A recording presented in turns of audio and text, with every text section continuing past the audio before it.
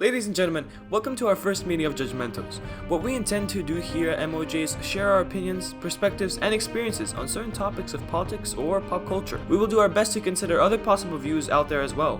We don't know the absolute truth, and neither do you. Nevertheless, it's your boy Russ. Yo, Rico here. Hello, I'm Chin. Hello, I'm Dr. Bang Bang. And together we are MOJ.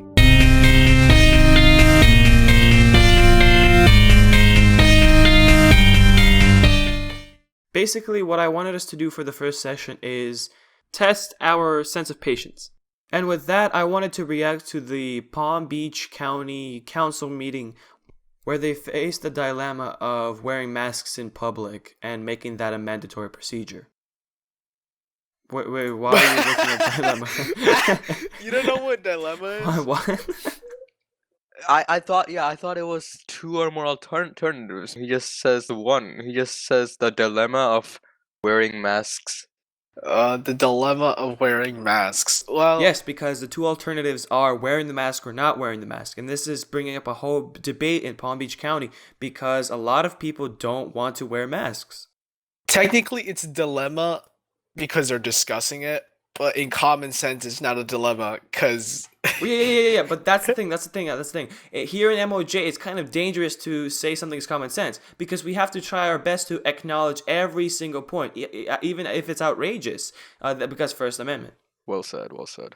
But I have to say something, and this is a big disclaimer. If you do believe in masks and you do believe that that's the right way to go for safety, this video is going to give you a massive headache. Just as a disclaimer. bruh, I'm gonna be serious, but this sounds like the same people who don't vax their kids. Ooh, that's a very good point brought up, and we are definitely going to touch upon that later on in this council meeting session. But you know what? Let's set the scene how this whole council meeting is going to go, and let's watch the first couple of minutes of this video. Thank you. Thank you, Madam Clerk. We'll move now to agenda item 1B, invocation, which will be led by Commissioner Weiss, along with the Pledge of Allegiance. Please rise.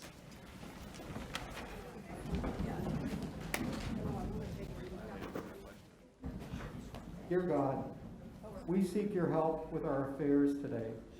Bless us this meeting with your divine intelligence and help us to make the best use of our own.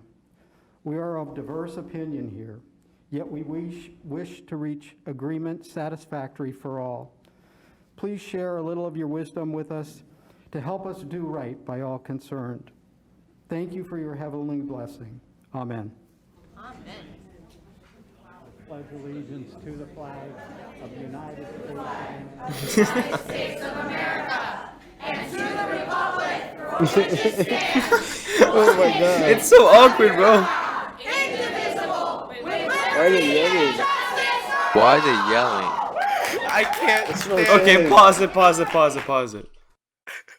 But you guys see what I mean, though, right? Just from the first couple of minutes, we can tell what type of crowd this is, and we can tell the type of people that are in this crowd. America. And it's not just this whole patriotic and nationalistic view of America, holy America. You're gonna see exactly why they're angry and exactly the vibe that they give out. Bro, I can hear the Karen. Whoa! Watch out with that word. Yeah. It's very dangerous. But I gotta say, if you think that was a Karen moment, then oh my god, you're not ready what's about to happen. But you do feel the Karen energy, not gonna lie. Yeah. Alright. Dude, the transition was so sloppy that some people sat down. And then they Yeah, got exactly. back Some people up. just forgot that they do that at council meetings. You know, it's just, and it's pretty interesting because from this we can tell that they're probably inexperienced and this is probably their first council meeting ever. But I plead the fifth. Okay. Continue. Very good, thank you. I'm glad we have a lot of robust participation in our local Robust. today. I'd like to remind the members of the audience and of the public that the county has an order about wearing face masks unless you need an accommodation. Also, we ask that you please do not sit in seats that have the red sign on them so that we can appropriately social distance. Further, as we get into public comment on some of the decisions the board is going to make, I ask that you abide by the time restriction so that everybody has an opportunity to be heard. We'll move now to agenda item 2, agenda approval, 2A, additions, deletions, and substitutions. Madam County Administrator, are there any additions, deletions, or substitutions? Mayor, we are adding on 3A2 for discussion, and that's regarding the mandatory facial coverings. Your direction came last Tuesday after we had already printed the agenda. So that's the only reason it's an add-on. Very good. Is there any way, based upon the substance of that matter, that can be combined with 3A1? Yes. Very good. Is there a motion to combine 3A2? No. So 3A1. moved. No. No. We It have to needs to be amend two it. different Ma'am, agenda items. I'm going to give this one warning, and then we're going to unfortunately have to go into recess or remove people from the chamber. We have You important public didn't do business. that last week. Ma'am, I don't know who's speaking because there's a lot of people in this room, but please do not interrupt these proceedings. Okay, so as you can see, guys, they are trying to do a proceeding where they are combining two agendas together. And based by the reaction of the crowd, we can see that they do not like that. But we have to take into consideration that the crowd is not allowed to interfere with these proceedings. Yet they are there interrupting it and causing a distraction, basically. Based on some context clues and how the crowd reacted, I think the two agendas that they're trying to merge together are the COVID-19 cases and how the masks are affecting the spread of the virus. And the second one is probably the Black Lives Matter movement and all the protests that are happening right now. And I think that what they think, or what the government thinks, is that the Black Lives Matter movement and these protests are showcasing an anti-social distancing policy that spikes COVID cases. We can see why they're trying to connect those two, right? Yeah. Actually, I have a question. What is the difference between splitting agendas and combining agendas? I'm pretty sure that if you wanted to address a certain topic that was in a separate agenda, you were not allowed to, and they would say something like out of order. We would talk about that in the next meeting. But in this case, what they wanted to do is combine them so that if they were to address the Black Lives Matter movement, then they could address the COVID cases, and they could address how masks could have prevented some of these COVID-19 spikes. So all in all, what they're trying to do here is connect the two topics together so that they could address them simultaneously and not individually on separate occasions. You understand why they're doing that, right? I see. Now that brings up a question that I've been dying to ask you guys for quite some time now. What do you think the government should focus on primarily at the moment? Should it be focusing on COVID-19 and the crisis that it's causing? Or should they shift their focus on racism and other social issues in today's society? Ooh, that's a toughie. That is a toughie. I mean, obviously, there may not be an answer because if there was, we'd be doing that right now. Mm-hmm. But the idea is that what can we do about COVID-19 besides, just push an R&D for a vaccine and have multiple industries try to find innovative ways to prevent COVID-19 spread? Well, one of the ways is, well, they're going to address this later on, but it is social distancing. Hence, no more protests. So what they're trying to do at the moment is to discourage assembling. Because after these protests, and actually during, COVID-19 cases have spiked up. Which is interesting because social distancing is the polar opposite of these protests. So what the government is going to try to do later on in this session is promote the discouragement of these assemblies. And the crowd is going to be really mad because they're going to see this as an act of tyranny because it's against the freedom of assembly or the First Amendment. I can see their perspective. Now, that is a dilemma. That's a pretty good dilemma right there. Because it's either, all right, let's do something good and, social reform, or we reduce the potency of the social reform because of COVID-19.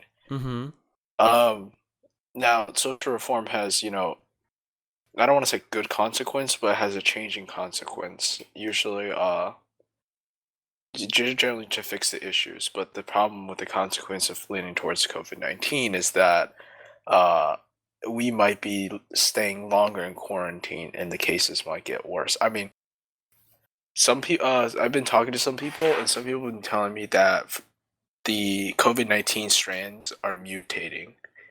and they're mutating. They say pretty fast. I need to do a fact check on that. But like after a few months, COVID-19 mutates, and if you know that if whenever a strain mutates, finding the vaccine or finding the cure, well, the vaccine in general is just more difficult. And I want to see. I don't know. I don't because I'm not a virologist or a biologist, but I think the more hosts and the more spreading it does, the more mutations it can possibly take. Uh-huh. Well, yes. The more exposure we allow these viruses to have, the more mutations they can gain, or the probability of mutation is higher if they have more exposure to us. And there's also this case of where testing with it and looking at it, observing it, and trying to prevent it through medication could actually help promote its mutations, but that's a whole nother debate. That's a whole nother issue. If we do not try to take into consideration the what ifs, the what if we do this or what if we do that in science, and the whole medical field, obviously. But right now we're trying to figure out what the government should do. What should its primary focus be at the moment? Should it be trying to promote the concept of freedom and try to get away from any tyranny acts? Or should it be trying to focus on the health and safety of the public people right now, even though it could infringe on their First Amendment? In conclusion, is it freedom or safety that we should prioritize? That's why I said it was a dilemma, because both of the consequences have equally bad possibilities or worse possibilities. Uh-huh. Okay, so let's sit on that as we continue watching. An additional 117,981 cases and 3,971 more deaths since we had our last conversation. I just want to mention that these are people, not just numbers. That's 3,971 family members, fathers, mothers, grandmothers. So we've got to keep that in mind when we're talking about these numbers. Remember, we're talking about people, not just statistics. This is our graph. This is from Johns Hopkins that does the epi curve for all the states in the United States. And we see that Florida has experienced a large, sharp increase in the number of cases from 6.7 to 6.12. We've had a peak of 4,700 new cases, and that was the highest peak. That one that you see up on the top was on 6/20. Look at those. We have, of course, the total cases in Florida that have now reached over 100,000. So who's becoming positive and why? So we're seeing this burden of positive cases on the younger population.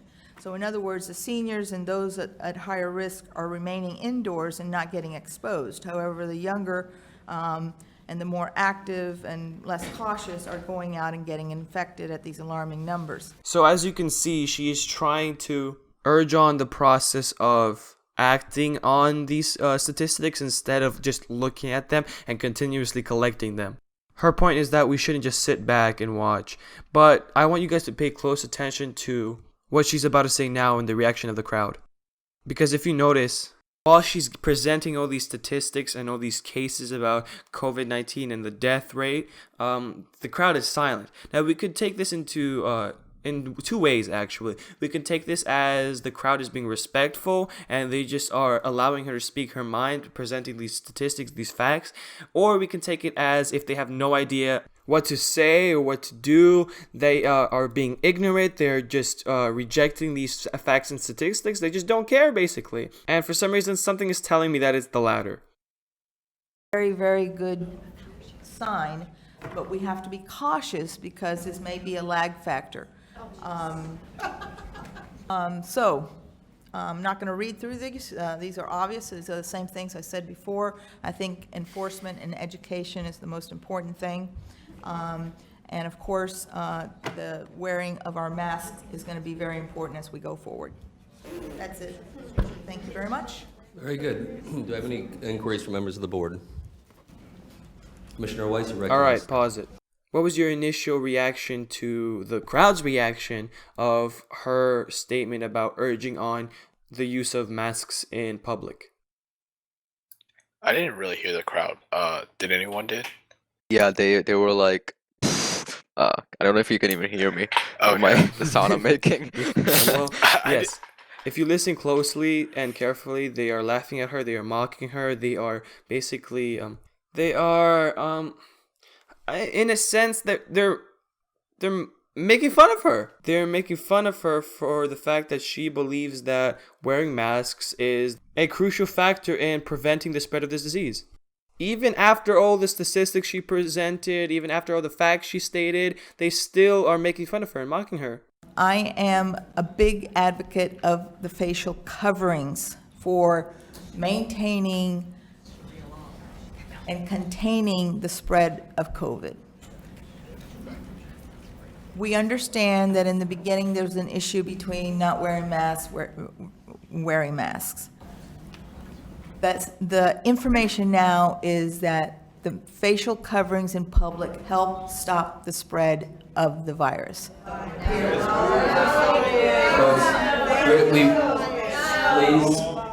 Please do not interrupt these proceedings.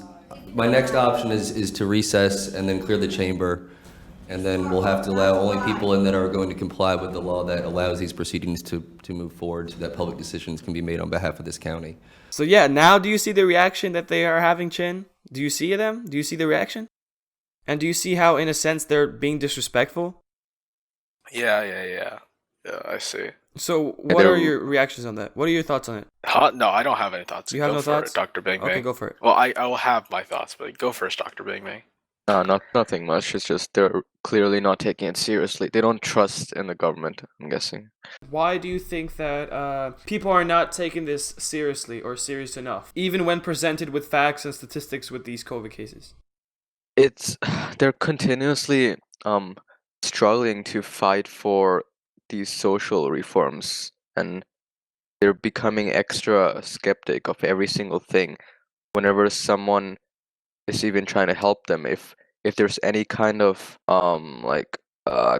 caution taking. I see what you're saying. They are questioning authority, so they don't even know what a reliable source is anymore because they feel as if this authority is taking away their freedom, right? In a sense, I mean, I have hindsight bias because I like kind of skimmed through the video. Mm-hmm.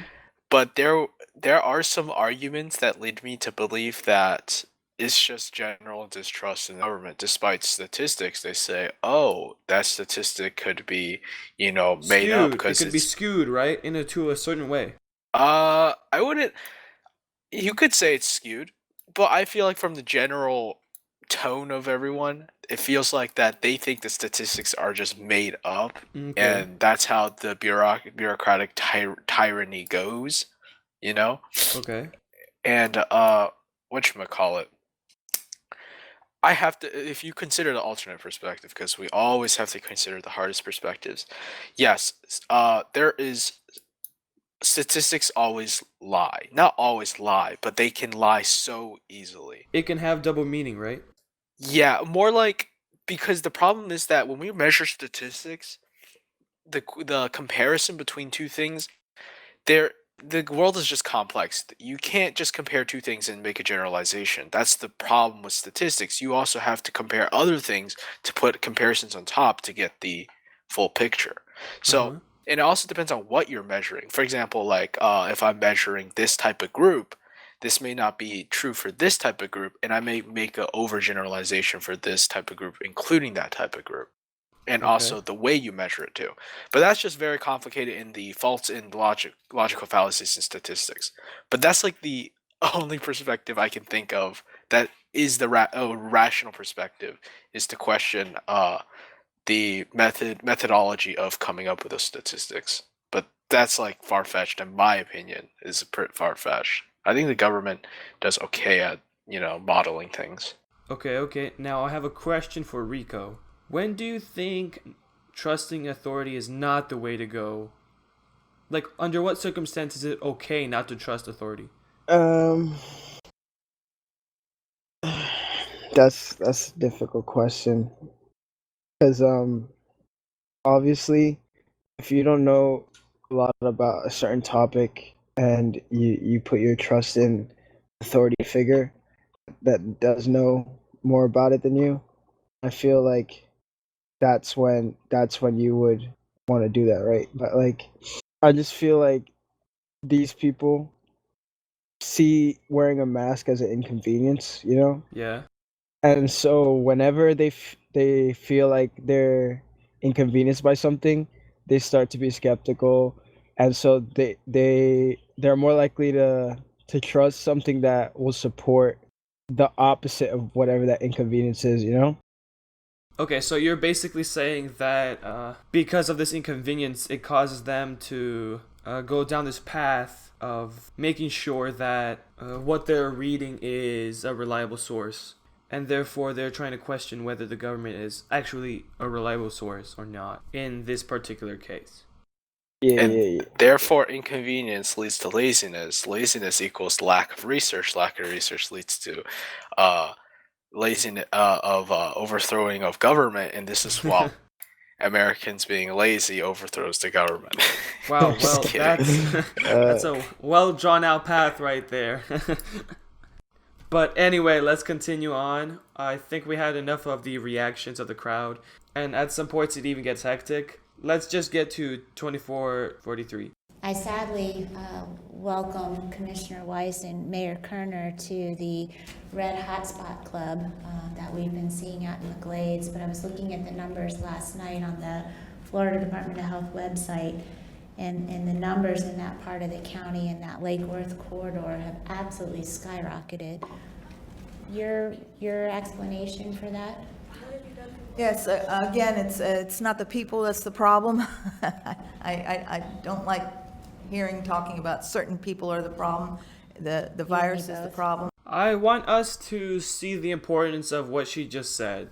Okay, so to paraphrase just a bit of what she said, she presents this viewpoint that states the people are not the problem. Humans are not the problem at this moment. And it's wrong to basically look at it that way because we start putting blame on others for our own reaction of the virus instead of just making sure we maintain sustainability and we focus on dealing with the virus instead of dealing with how people were reacting to it.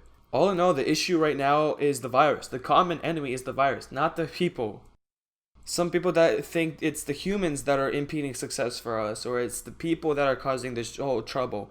But this viewpoint states that no, it doesn't matter if you're conservative or liberal. What the issue is at hand right now is the virus.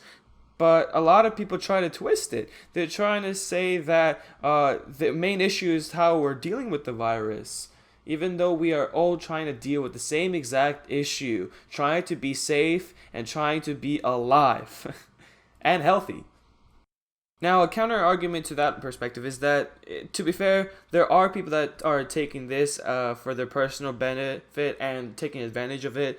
But to blindly state that all people are doing this, all people are taking advantage, and all people are doing this for their own benefit, I just think that's a bit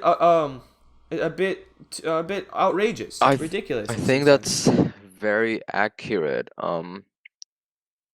They need to focus on the bigger issue because the virus is clearly about life and death.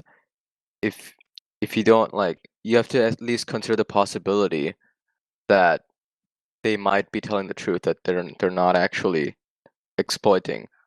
Because if you just blindly believe that they're exploiting you, then what if the virus does? What if they were not lying and you're the one who's going to suffer in the end? Yeah, well said, well said. I don't think we need to add on to that. I think that's well put. Let us go to 2625. For you, don't stress yourself. And this is going back to the ignorance of the crowd. Just staying aware of your surrounding and where you're at so that you can maintain that at all times. And one last question for you, Dr. Alonso.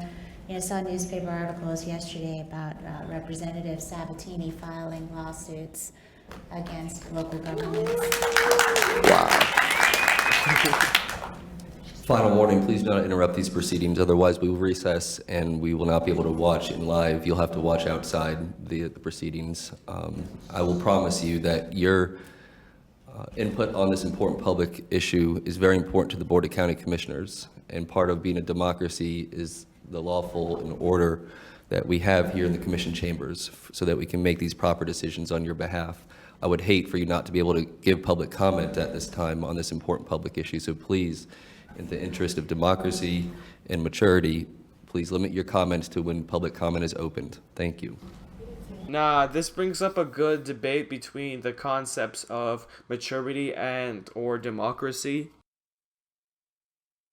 Everyone should have a voice. That's my opinion, my viewpoint.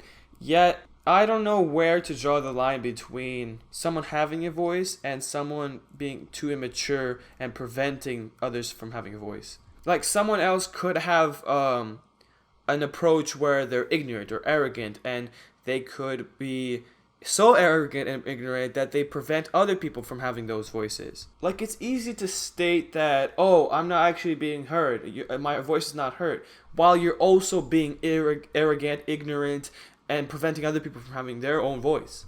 I think the difference between being mature and having your voice heard and being respectful is allowing for other people to have their voice heard, you know? Like, if you're having a debate with somebody, you don't want to just cut them off at every time that you disagree with them, or you know what I'm saying? Like, yes, like yes.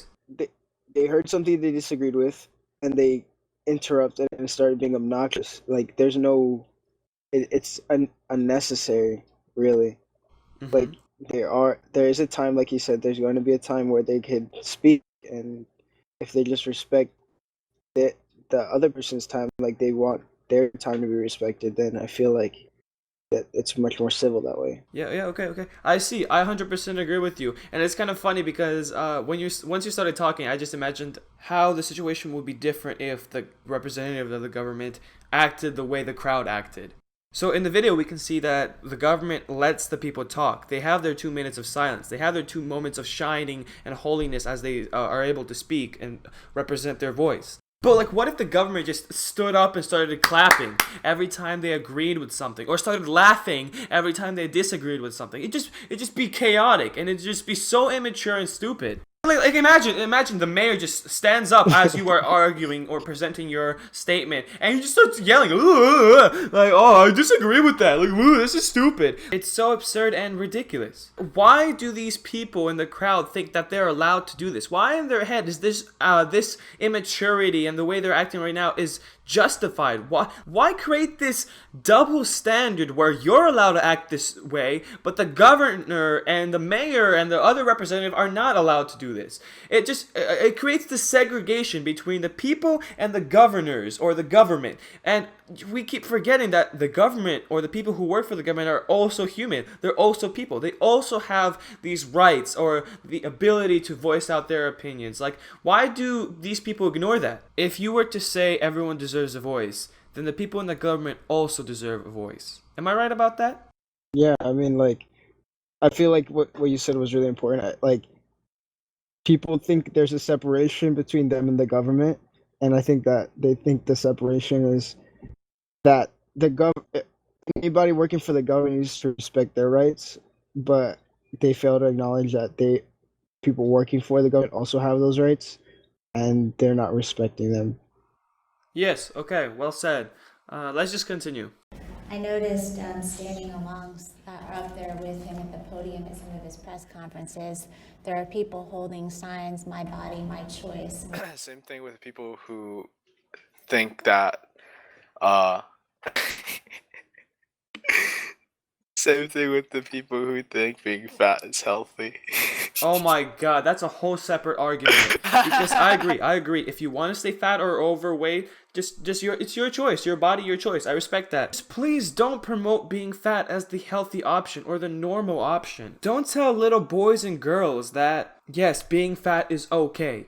Because it's truly not. Naturally, it's not. There are so many health issues with that. There are so many financial issues with that. There are so many family issues with that just coincide with all of this. There are going to be so many negative repercussions and results if we set the default setting for human health as being overweight or fat. Let's think of a hypothetical. Let's imagine that everyone thinks that now the default normal setting of a human health system is being fat or overweight.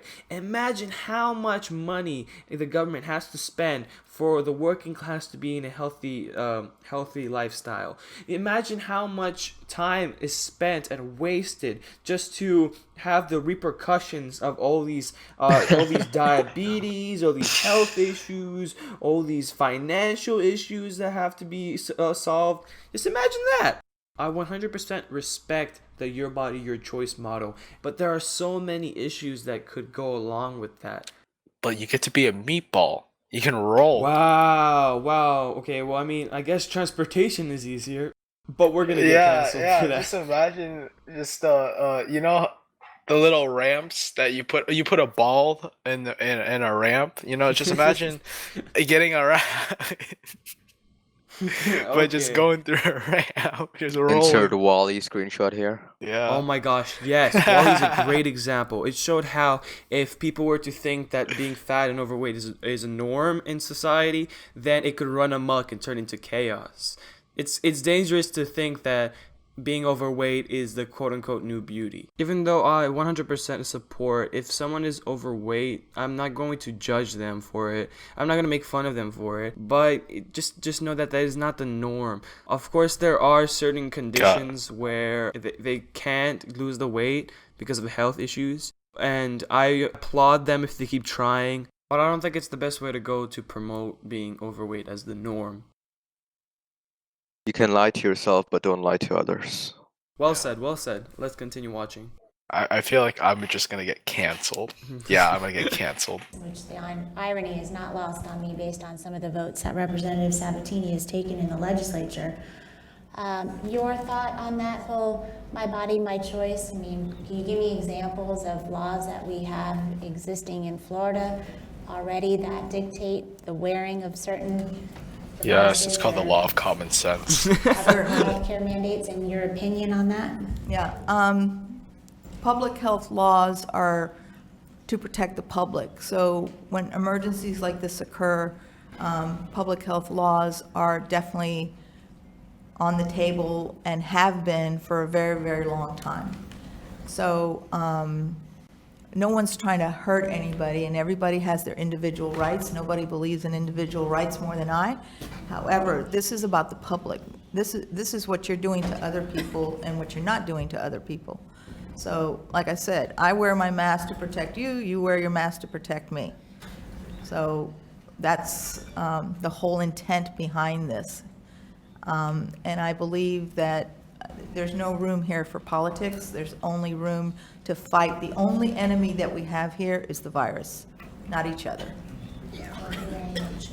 I 100% agree with her. Apart from her saying that there is no room for politics, because we all know politics is everywhere. But I have to acknowledge how well she put it. She stated that there are specific rights that every human should have and should sustain, but there could be and probably should be alternations to this during a crisis to maintain public safety. And this is all done to sustain healthy public safety and in the interest of the public. Yeah, I just thought of a funny thought. Like, now she said, there's no politics, this is you and I. And I thought, well, yeah, it's so simple. You wear your mask to protect each other from getting infected. What is the next thing? Oh, the next debate on our agenda is whether you should wipe your ass to prevent unsanitary habits. Oh my god. Yes, exactly. But imagine if this argument continues down the road. Like, the next council meeting would be something like, should we wear clothes to protect the eyes of the public? Like, like it's ridiculous. It's completely ridiculous. This whole argument is ridiculous. We are trying our best to think through the perspectives of these people, but they're giving us such a hard time. But it's actually really dangerous to think through these perspectives, because it's so easy to state that your freedom is harmed because of this priority of safety in the public. Some rights are given up so that you can have safety. Some people need to understand that. They give up their choice of freedom to maintain safety in the public. That's just something people just have to do. Otherwise, why not just live in anarchy? I just want to know, like, why is it such a big deal to wear a mask? Like, what is the big inconvenience, big infringement on your right? Like, I don't know what it is. Well, we're going to find out. We're going to find out. Once the people have their time to speak, we're going to find out. And I just got to say, it's hilarious. Yeah, truly, if you understood the consequences of the virus, you wouldn't be speaking against the mask. Now that we've watched this and we know what the government's position on all of this is, and we have a little bit of background of the ambience and the setting of everything that's happening right now, so let us now go on to what the people think. And let's start off with 5140, when they mentioned people's first reaction of this debate. Thank you, Mr. Mayor. We do have a lot of comment cards. So we did receive, these are for wearing of mask, and these are the comment cards for against. So, and then we've received 2 non-speaking cards. So we'd like, if you don't mind, if we can receive and file those. Please, without objection. And were those communications from the public distributed to the board or sent to one particular email address? Do you know? They were sent to the public comment. Okay, very good. So has every commissioner had an opportunity to review the correspondence from the public that we'll receive and file without objection? And then if you want to recognize the 2 non-speaking, if there were any comments on that card, feel free to read them now. Thank you, Mr. Mayor. We have Tiffany Roberto, and she says, herd immunity, exposure, vaccination, my body, my decision, my right. This is being promoted with abortion, which kills 100 of thousands of babies per year. So she opposes that. Now, I don't know if I want to go down the road of debating abortion because it is a dangerous topic and it's very abortion it's a very sensitive topic. But I feel like, how should I say this? Although COVID-19 and abortion, I feel like have their 2 different realms, and how you connect that is, kind of dangerous, right? I can see the connection, but it's just very. It's a tight argument, right? It's a tight argument because it's very situational, and the arguments could be very different because experiences could be alternated. Also, not everyone is dealing with abortions, and not everyone knows how it feels to go through a process like that. But everyone is going through COVID-19 together, so it's kind of difficult to combine those issues and to say that an identical solution could be found, because it can't be. And I actually respect this gentleman here for not using a specific tone to make fun of or ridicule the comment. Just real quick. Whatchamacallit? I feel like this is a great case of just overgeneralization because of like the idea of voice is just super general. I mean, after this, just keep on going. And then Gisela Garnian, which do not wish to speak, she says, no to stupid mask. Understood. We'll receive and file those without objection. That was a little taste of how the Karens are going to react in their 2 minute of talk. Okay, so you and I are canceled now. No. Okay. All right. That was a joke. Calm down. All right, let me say this in a better way. That was just a preview of how some irrational thinking could be utilized in such cases. Just a weird claim. Just masks are bad, basically. No argument, no evidence. But anyway, let's move on and see what these people are going to have to say in the 2 minutes that they have and the 2 minutes that they were given. Thank you, Mayor Kerner, and thank you, commissioners and staff, for doing such a fine job for our community. I could take down my mask here. Thank you. I'm chairman of Dory Saves Lives. We at Dory Saves Lives are committed to public safety, specifically safety in our car. We have on our website, we have a video on how to wear a mask and the importance of wearing a mask in the car when there's more than one person in the car. You know, requiring masks in the public is a common sense, evidence-based solution to the problem at hand. To turn a blind eye to such a practical public policy solution in the face of an overwhelming problem like COVID-19 is not just misguided, it's dangerous. Community spread of the virus is still rampant. However, we could take steps to control it by requiring masks. And I'm asking the commissioners, mayor, to get behind what you're doing here. This is a great public policy item. Thank you. Thank you, Representative. Mr. Rose, you're recognized for 2 minutes, and we'll have Ms. Contreras to this microphone. Good morning. My name is Rick Rose, and I'm the president of Palm Beach Vacation Rentals and the proprietor at Grandview Gardens Bed and Breakfast. And I'm here to express my support for a mandate to require masks inside public buildings. And it's, you know, I was in Fort Lauderdale this last weekend. I went to dinner, and I just wanted to share that with you. I was so impressed with the way the restaurant handled that. To enter the restaurant, you had to have a mask on. To go to your table, you had to have a mask on. When you sat down, you were allowed to take it off to eat. If you wanted to go to the bathroom, I actually forgot to put the mask on. I had to go to the bathroom. The waiter stopped me, said, please go back to your table and put on your mask before you go to the bathroom. I thought that was so great. So it is possible to do that. It's good for the businesses. The businesses need this. They really need that, because this is how we can stay open and be safe and build confidence with our customers. I also wanted to express to the commission that I wish you would reconsider the reopening of vacation rentals. It's the safest way for people who are visiting the area to self-isolate. And a lot of families who are coming to Florida are expressively looking for vacation rentals to stay at because they don't want to stay in hotels. And there's a huge demand right now. Palm Beach County is the only county in the state with vacation rentals which has not reopened them. And I just want to remind you that thousands of people are moving to Florida in the summertime during school break, and they often need vacation rentals for short-term stays while they're looking. So we also have lots of people from all over the world who are still stranded in South Florida. Do we want to force them into hotels before they return back? No, they want to stay in vacation rentals. So I just wanted to ask, really, I don't think it was a good public safety and health decision to not reopen vacation rentals. I'd like you to reconsider that, please. This is actually not a Karen moment. This is what I like to call the calm before the storm. These two gentlemen are going to walk up and explain their case of what they think of these masks. The first one states that he respects the masks and he respects the government's approach to it. The second gentleman states that having masks in public is very good and beneficial.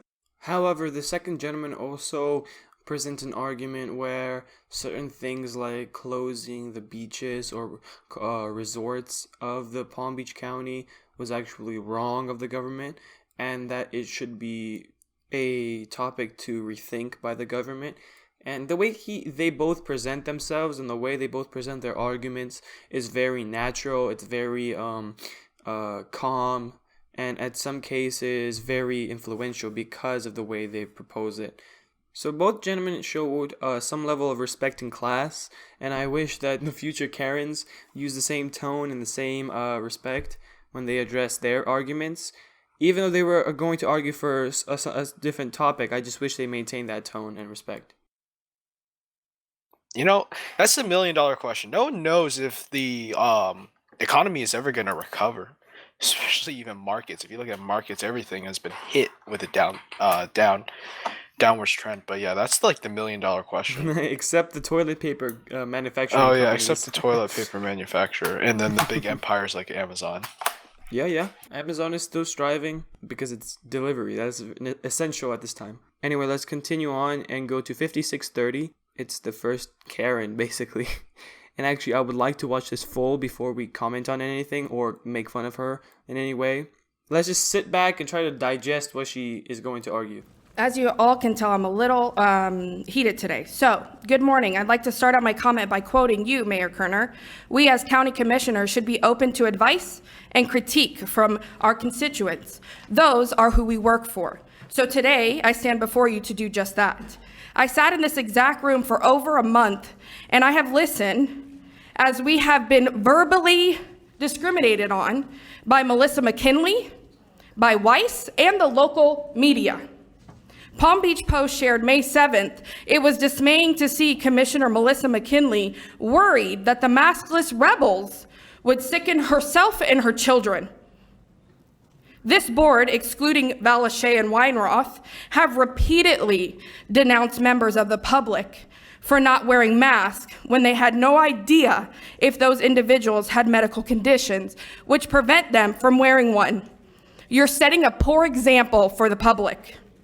Even Lois Frankel bashed us on Friday and said that it was 30% of the store. I don't know what store that is. I'm gonna also call out Miss Megan Bell, who presented the mask mandate for this board. She has labeled those who can't wear a mask as anti-maskers and has gone as far to say that those individuals claimed that they have medical exemptions. So she's assuming we're lying. I see your Facebook page. You're calling us anti-maskers while we're in this room. You, the board, need to control the people that are hating on individuals that cannot wear masks. By approving this mask mandate today, you are purposely taking food off of my children's plate. My options are already limited, and I'll quote you, Ms. McKinley. You said if you don't like the rules, shop somewhere else. Well, after today, I won't have that option anymore because I am discriminated on every single time I tell somebody that I have a medical condition that does not allow me to wear a mask. So I ask you today, Mr. Kerner, I have to ask, are you want this enforcement squad of police officers to go out and arrest citizens for living life, running a business, trying to put food on their table because they're shopping without a mask? I feel like we're being punished, like we're criminals, and we're not even guilty of a crime. Please do not pass this mask mandate today. Thank you, ma'am. Thank you very much for your articulate and mature comments. Thoughts before I say something? Okay, so here's my thoughts. There are some I want to say there are some reasonable points. For example, one of the points is that the affordability of masks and how to distribute masks to people. Now that could be an actual issue for people who are on tight incomes or tight family incomes that they can't afford, to supplement a mask, and I believe the state should do something about it.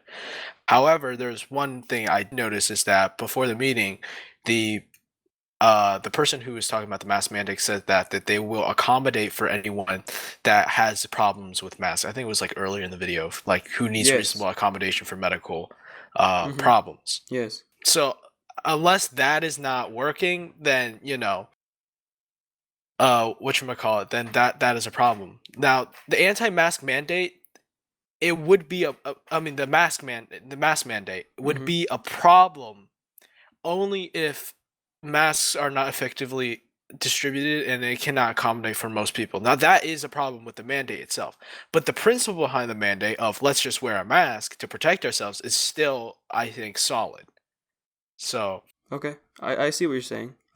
I like the catch you made about what they said for the accommodations.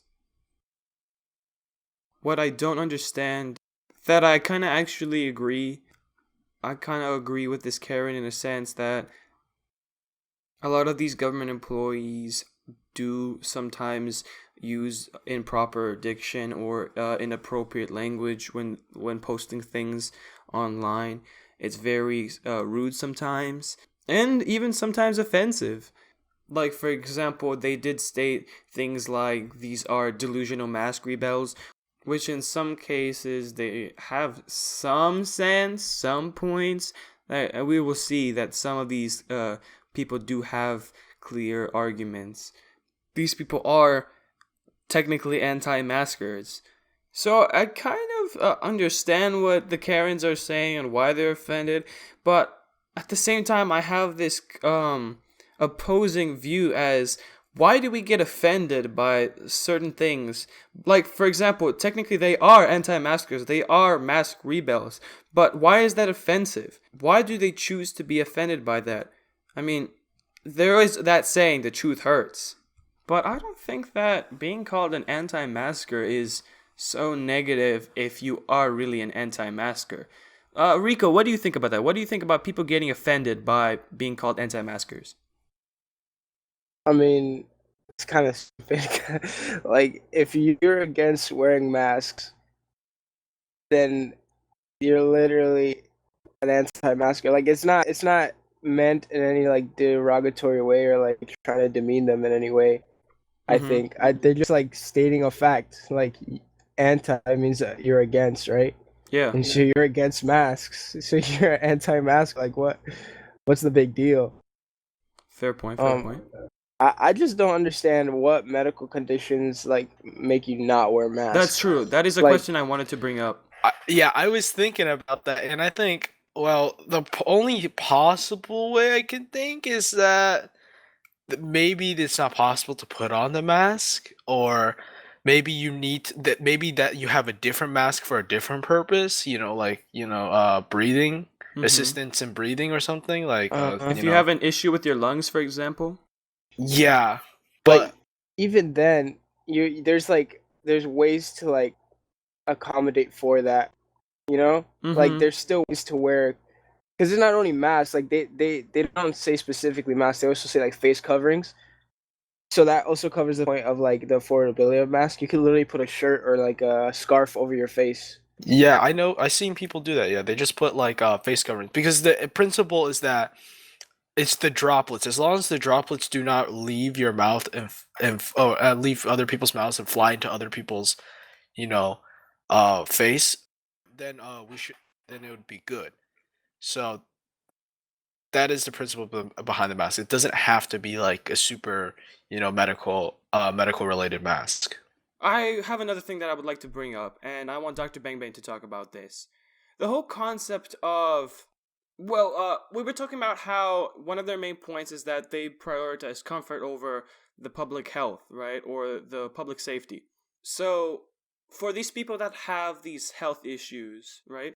How do we go to address them? Because in this situation, we have a scenario where we have the interest of the public people and then the comfort of the individuals who may or may not have health issues. Let's assume that there are a handful of people who have lung issues and they cannot go wearing masks because of these lung issues. Or they just don't feel comfortable wearing these masks because of these lung issues.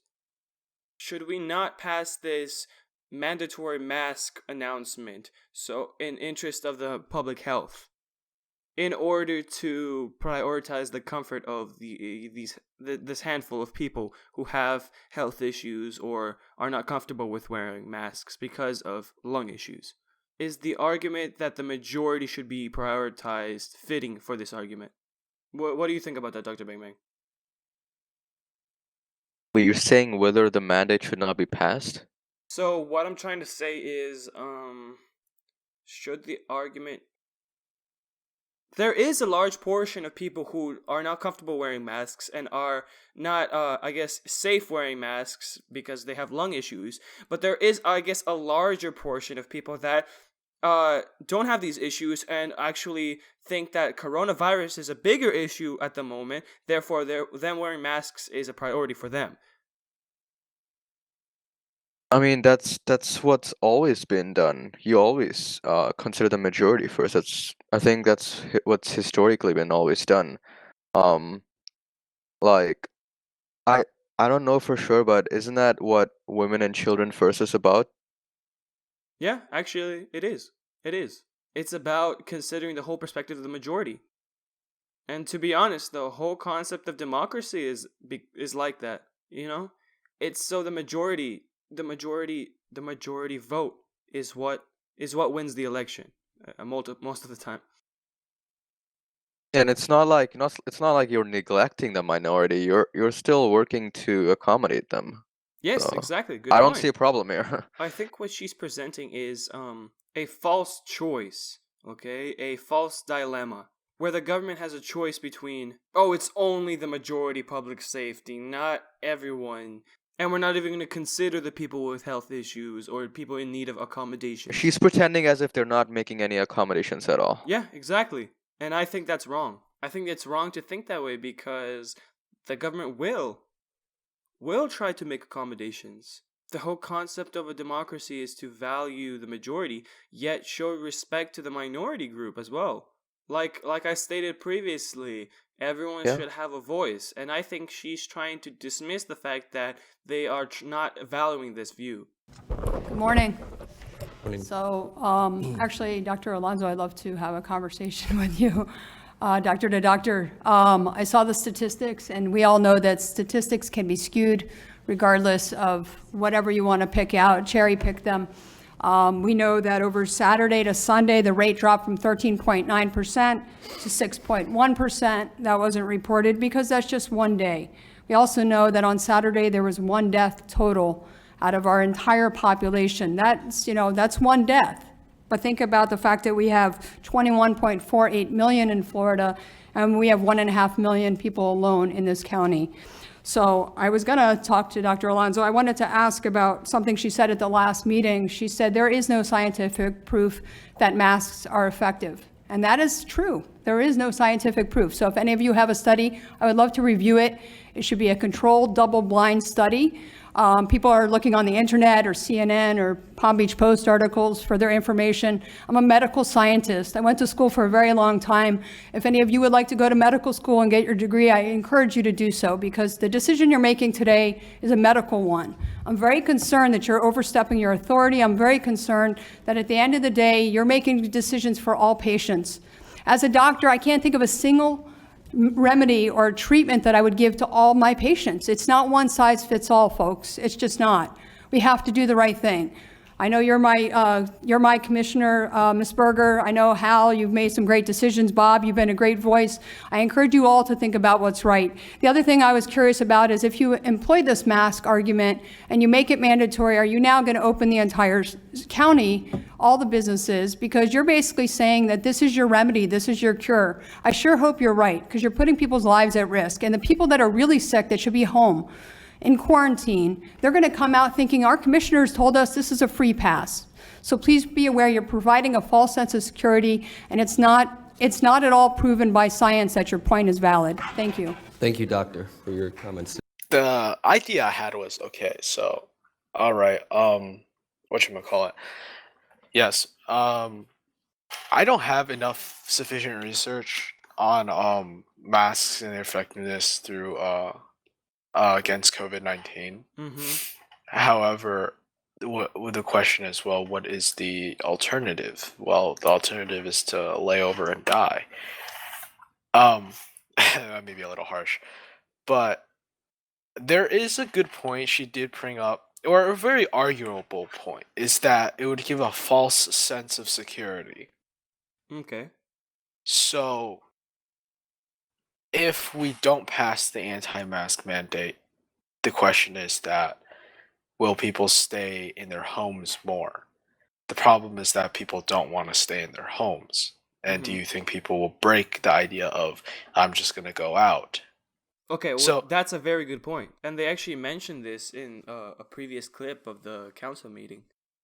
They basically discuss whether promoting masks is going to unpromote the concept of social distancing. And then they talk about how social distancing should be the default setting always, and these masks should just be an extra layer of protection, basically. So we should always be social distancing at the moment. We should always be trying to not go outside as much as possible. However, if there is a need to go outside and there's a need to assemble with someone or get together with someone, you should wear a mask. And I think that's what they're going for. So, the doctor is trying to argue that people think it's a free pass, right, to go out and do stuff. Which I believe that it is true that people, especially when the beach is open, everyone just, rush to the beaches, to have fun because we all want to get out of the house. Yeah. However, do you think, the question is there a difference with or without the mask of people going out? And the idea is that, well, whatchamacallit, people need to go out to interact, to buy food, to live. You have to go out. You can't stay in your home forever. You have to go out to live. Well, all right, that's the condition. Now, the problem is that, well, is there any way that we can help prevent spreading? Well, we can wear masks. Although masks are ineffective, is it a form? Is it 0%? It is makes no difference if you wear nothing. Is there at least any security? That's where research comes in, because a little bit of security is better than no security. Yes, yes. I probably would agree with that. I agree.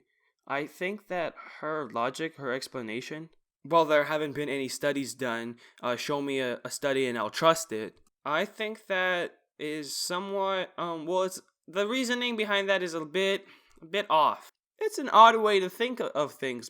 Because there have been a lot of subjects that have not undergone hardcore studies, because we consider them logical, or we consider them quote unquote common sense. And if we look at the way she assigned the certain requirements for this the studies, a lot of studies or a lot of topics do not have studies with those requirements. Why do you trust them? For example, this one's pretty funny, but there haven't been a lot of studies showing that wearing shoes increases feet safety. Okay, do we not trust shoes then because they don't have these studies that follow this precise requirements that she listed? No, because we just think it's logical. And actually, it's kind of ironic that there have been studies showing that shoes actually are dangerous and actually hurt our feet in some sense. They destroy the skin, the layers of our skin. Do we trust them? Not really, not really. Even though they have those requirements that she listed, even though they have those studies, the proper studies and the proper materials of studies. But sometimes we just don't trust studies, nor do we present our arguments with the fact that there are a lack of studies. Here's the thing about science, and you always have to take a salt about science, is that the science is objective but subjective at the same time. And from my perspective, like, it's the idea of, well, this is a natural phenomenon that occurs, but the way you interpret that natural phenomenon is just very subjective to the person. So what I'm saying is that there is definitely bias, and you must take science to a grain of salt. That's why sometimes, and you sometimes see this problem in scientific literature, is that some people overblow or exaggerate results of a natural phenomenon. So I feel like, in a sense, you also have to fall back on just like you said, Roos, common sense. You can't stick to the facts, because those facts have a grain of bias and have a grain of subjectivity, and you must acknowledge that. So you need to find the compromise between both perspectives. And you have to think, okay, well, using common sense and using what the interpretations of other people, what is the best method? So, but the main concern, her argument, I'm thinking, is that, like, she did bring up the point of, oh, well, is this a free pass to everyone? Well, my question is, what, in your opinions, do you think that having a mask will have people more likely to go out frequently than they do before? That is interesting. Yeah, I see what you're saying. I want to point out a couple things that kind of like made her not a reliable source. Yeah. One, she said she like discredited herself by saying that, like, she pointed out a statistic, right, about like there was one death on Saturday, and the percentage dropped from 13 to like 6 or something like that, right? And then she's like, oh, it's not reported because statistics cannot be taken from one day, you know? Yeah. So you're basically saying that she's discrediting herself while also stating that she's a credible source, right? Yeah, like, statistics with like viruses and things like this, they need to be taken like multiple weeks. You know, she took some numbers from one day and tried to make an argument of it. Wait, didn't she dismiss the idea that the statistic is not significant because it was one day? I maybe heard it wrong. Yeah, no, she did, and then she tried to still argue it, which didn't really make any sense to me. Oh, she did argue it after that? I thought she dismissed it, and I was like, oh, okay. Well, she used that information. She stemmed from it, basically. She literally said, oh, because of this, blah, blah, blah, blah, blah. And it's a good thing you pointed that out, Rico, because it's almost like saying, Well, guys, I'm not racist, but... And Yeah, then you yeah. continue on with a racist joke or a racist statement. Oh, it's the idea of, you know, how when people argue, they always cover themselves. Yeah, Yes, yeah. yes. And so they can, like, have immunity within an argument, or the illusion of immunity within an argument. Yeah. Like, whenever you argue, you have to pick a side. Otherwise, if you're not, whatchamacallit, if you're not picking a side, it's not an argument. Because the argument, I think, implies that you have two conflicting views. Yeah, two conflicting views. Mm-hmm. And then also, she said that she wouldn't prescribe like one medication, like one cure for all her patients. Yeah. You know, because everybody's different. But are masks really a cure, or are they like No, a it's a preventative? preventive measure. Everything from, like, for this is my perspective, everything from, like, you know, the dividers to quarantine to masks are not a cure. It is a preventative measure, because having more things to spread is not a good thing in common sense, right? Exactly. Because working on a vaccine doesn't, you know, immediately just take out, you know, come out of the air. I come out of thin air, you know, just snap your fingers. Oh, there's the vaccine. It takes time. And then this is why I want to do research. If there is more spread, that could make the vaccine be delayed, and it could kill more people. Yeah, that's true. But yeah, she was just making some wild, exaggerated points that, if you're not paying attention, seem like reasonable. But then, like, when you really start thinking about it, that sounds like kind of dumb. Well, okay, well, dumb is probably not the right word. Something like improper, maybe. Improper. There you go. There you go. Yeah, I'm just gonna say the only point I feel like that is arguable is the idea of whatchamacallit. The promotion of anti-social distancing if you are Yeah, wearing a mask, anti-social right? distancing using masks. Now that is actually a kind of, I would want to investigate it. But everything else she said, I'm like, oh, really? Where'd you get your medical license? Just kidding. Yeah, that's true. So there's a lot of content left in this video to break down, and we would like to break down everything nicely and smoothly without it being rushed. So we're gonna leave the rest of the video for a part 2. Everyone else who's watching us and listening to us, thank you for sticking around, and tell us what you think about these anti-maskers in the comments. And you could also try answering some questions that we gave each other. Anyway, thank you guys for watching and sticking around. This has been your boy Russ, Chin, Rico, and Dr. Bang Bang. Take care and peace out. Bro, this ain't a TV anchor show. Oh god. What? Is that too much? Dude, this is like the longest outro. Those are credits, bro. Oh, come on. It's a long video. I thought a long video deserves a long outro, you know? A long, nice, respectful outro. Okay. Fair enough. No, that was good.